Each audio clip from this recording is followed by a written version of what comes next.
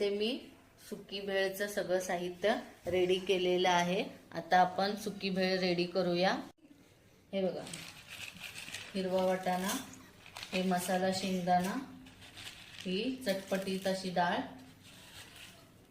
पिवळी शेव, हे आहे फरसाण, बारीक चिरलेला कांदा, टोमॅटो, उकडलेला बटाटा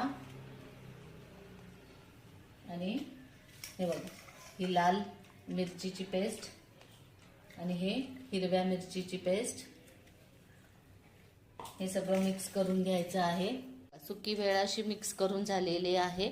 आता वरून त्याला गार्निशिंग करायचं आहे। बारीक पिवळी शेव घालायची आहे, कोथिंबीर घालायची आहे आणि हे आहे डाळिंब्याचे दाणे आणि ही आहे तळलेली मिरची आणि हे लिंबू। तर ही रेडी झाली आहे सुकी भेळ।